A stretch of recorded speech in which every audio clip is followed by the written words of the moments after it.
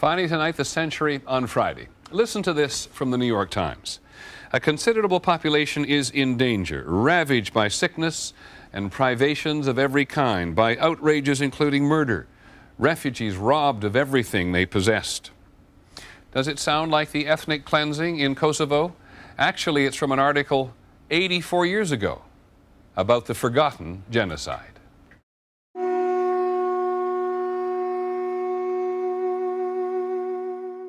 Hello, ladies and gentlemen. Tonight we will be discussing a topic that is not often examined in the media. This horrific event is the Armenian Genocide. The Armenian Genocide occurred during World War I, but is usually overshadowed by the Holocaust that was engineered by the Third Reich during World War II. People fail to realize that 1.5 million people perished during the Armenian Genocide, and thousands of others were sent to march through the Syrian desert without supplies. Tonight, we will teach you about this appalling destruction of human life through the story of Carl Leo Matigian. We will also follow his experiences as an Armenian immigrant. We'll start the story off in 1913, a year before the start of World War I. Matigian grew up in what is now modern-day Syria. In 1913, this area was controlled by the Ottoman Empire. The Ottomans commanded area that includes Turkey, Syria, and parts of Africa. When World War I began, the Ottoman Empire joined the Central Powers. At this point, the Ottoman Empire was starting to crumble. As a result, there was an increase in Arab and Turkish nationalism, socialism, and Islamic fundamentalism. Most of the Armenians in Syria were Christian and were targeted by the Ottoman Empire because of their beliefs. In 1915, the Armenian Genocide started. Mehmed Talat was the main engineer of the genocide, who controlled the Ottoman Empire along with the other two members of the three pashas. Talat was once quoted saying, "All of the Armenians living in Turkey are to be destroyed and annihilated, without taking into consideration the fact that they are women and children and disabled. Their very existence will be ended regardless of how terrible the means of destruction may be, and without being moved by feelings of compassion." Hi, what is your connection to Carl Matigian? Carl Matigian is my dad. He had one brother and two sisters. He went to the 7th grade, and he could speak, at 14, he could speak Armenian, Syrian, a little French, and a little German.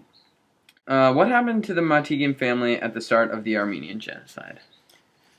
I don't remember if it was soldiers or what that he told me, but they came to the front door, and his mother knew what was going on. His dad was in Damascus because he was designing men's clothes there for a couple of years. So it was just the mother and her 4 children there. When she heard them coming, she stuck the kids under the kitchen table, and they witnessed her getting killed on the kitchen floor. In the case of Carl Matigian, his mother was killed, but this was not a common occurrence. In many cases, only the men were killed, and the women and children were sent on death marches through the Syrian desert. During these death marches, the accompanying Ottoman troops raped, killed, and robbed Armenians, Assyrians, Greeks, and other minorities that were on the march.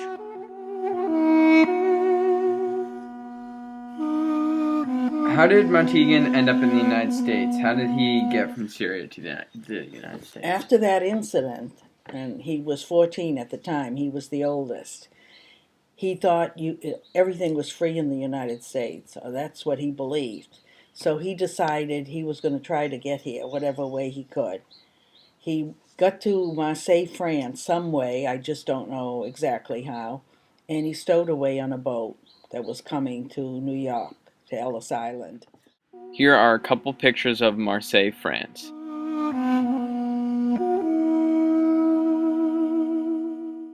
Carl Matigian then traveled by boat to the United States.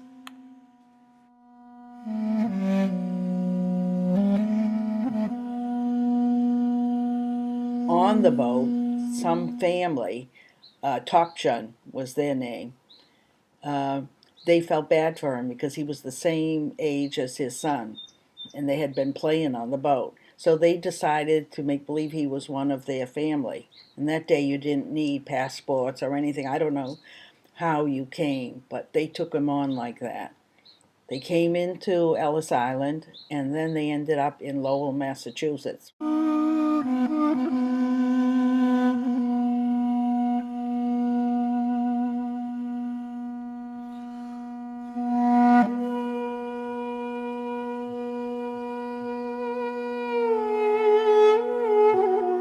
What did Matigian do once he arrived in the U.S.? Well, he did tailoring because his father was a tailor, so he knew how to sew. He used to help his dad out a lot of times. So in Lowell, he got a job for 50 cents a week, and he did men's tailoring. They used to hem their pants and all kind of little things. During the Armenian Genocide, about 12,000 Armenians came to the United States to escape persecution. Unlike other groups of immigrants who were coming to the United States to stake a fortune, most Armenians were fleeing the Ottomans. The majority of the Armenian immigrants settled in the Northeast because that is where most Armenians that were already living in the United States were living. This included places such as New York, Boston, Worcester, and Providence. What was Carl Matigian's life like in the United States? It was very good for him. He worked as a tailor making the army coats for the servicemen, and he didn't make a lot of money at it. He did tailor shop work also, but in his whole time here, he never made more than $100 a week. When Matigian got his first tailoring job, he was making 50 cents a week. At this point, he was still living with his adopted family in Lowell. Carl Matigian eventually left his adopted family for Boston so that he could attend English high school in Jamaica Plain. Matigian entered this school not for the same education that most people did. In his 20s, he didn't really fit in, but he went simply to learn English. He was already proficient as a tailor and had the skills he needed to make money in that field. He just needed to be able to communicate. Thus, as soon as he felt good enough in English, he dropped out. Matigian also attended English high school to help him pass the U.S. citizenship test. Later in his life, Matigian moved to Boston to help make uniforms for World War II.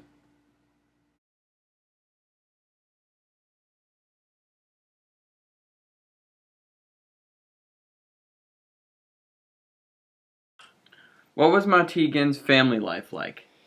He had a very good family life. First, as a personality, he was always a happy person. I don't think I ever saw him angry or get mad. I'm sure he did some places, but around the family, he never did. We always had people stay at the house that were coming from Syria or Lebanon or wherever. They'd come and stay at our house till they found a job. So we always had people around the house. He was just a happy-go-lucky person and loved his kids. He never saw his brother for 15 years, and then he stayed with us for, I think it was 3 months for his honeymoon, and went back, and he saw one sister after 20 years of leaving there, and that was only for a few weeks, and then she went back.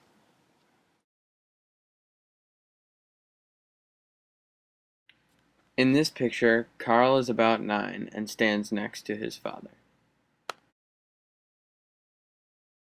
In this picture, Carl, who is on the left, stands with his aunt and one of his brothers. His aunt took care of him for a short while after his parents were killed. In this picture, Carl, who again is on the left, stands with 2 of the members of his adopted family. In this picture, Carl and his wife, Evelyn, are on the right, accompanied by 2 friends. In this picture, Carl is shown with some of his family on the beach. The girl in the bottom right is my grandmother. This is a picture of Carl, his wife, and his newly bought Ford Coupe, which he was very proud of. More than 1.5 million Armenians died. Carl Matigian barely escaped death and was able to live a happy life, but many Armenians were not so lucky. It is important to remember this moment in history so that we can prevent it from ever happening again.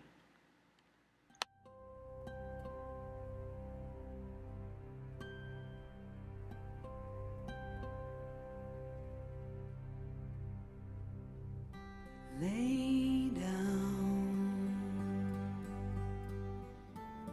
your sweet and weary head. Night is falling. You've come to journey's end.